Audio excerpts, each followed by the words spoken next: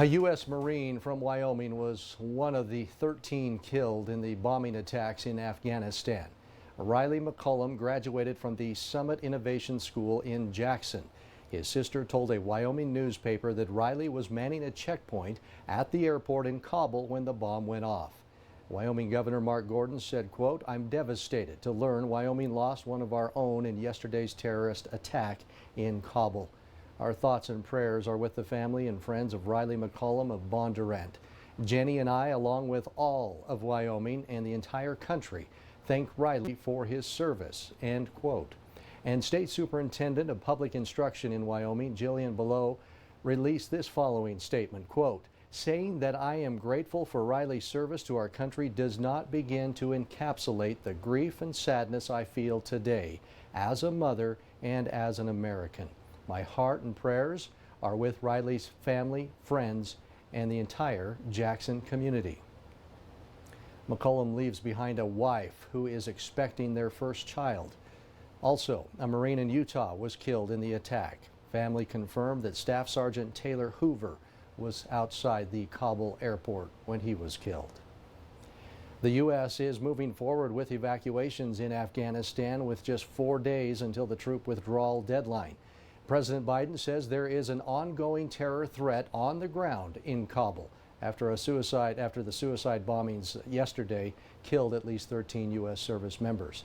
Elizabeth Schulze has the latest from Washington.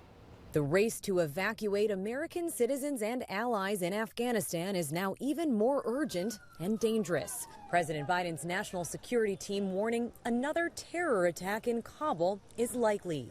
Look, the mission there being performed is dangerous, and now it's come with a significant loss of American personnel.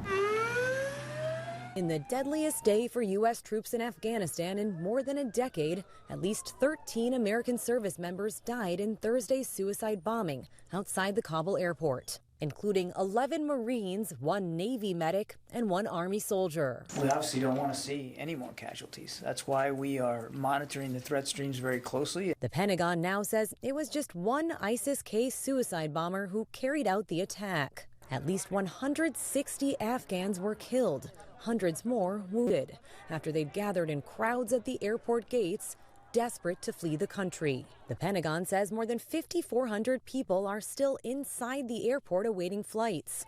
U.S. officials still screening some arriving at the gates as the clock ticks on the president's August 31st withdrawal deadline. We have the ability to include evacuees on U.S. military airlift out of Afghanistan until the very end.